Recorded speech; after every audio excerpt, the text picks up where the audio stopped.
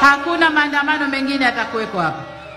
Kipenga cha Maika leo kinapulizwa kwa tahadhari, si kwa ghadhabu. Tunawakumbusha viongozi wetu kwamba nchi ni kubwa kuliko mtu yeyote, chama chochote au mamlaka yoyote. Tumeshuhudia yanayoendelea nchini Tanzania, maneno makali yakisemwa mbele ya kamera, onyo likitolewa kwa wananchi kana kwamba sauti zao si sehemu ya taifa. Lakini ukweli ni kwamba wananchi ndio wenye nchi. Mamlaka ya kiongozi hutokana na ridhaa ya wananchi na heshima yake upimwa kwa namna anavyotumikia, si kwa hofu anayowatisha nayo. Samia Suluhu aliapa kuitumikia Tanzania, na ndicho ninachokifanya.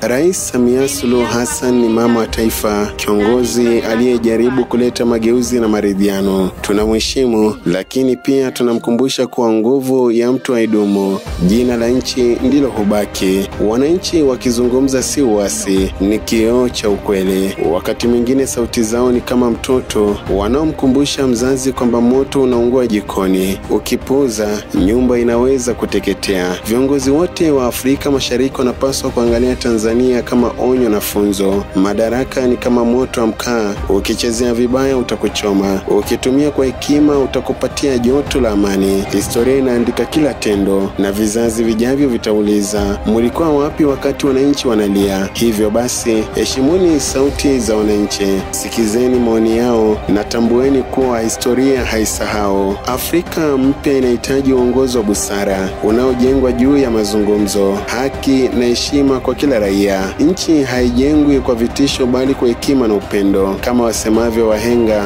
mche mtu kwa sababu ya mamlaka yake, lakini usiogope kusema ukweli kwa sababu ya heshima ya nchi. Kipenga cha Maika kimepulizwa, si cha uhasama bali cha onyo kwa wale wanaosahau kuwa taifa ni takatifu kuliko cheo chochote. Mimi ni Agadias Ikoha na hii ni Amaika Radio.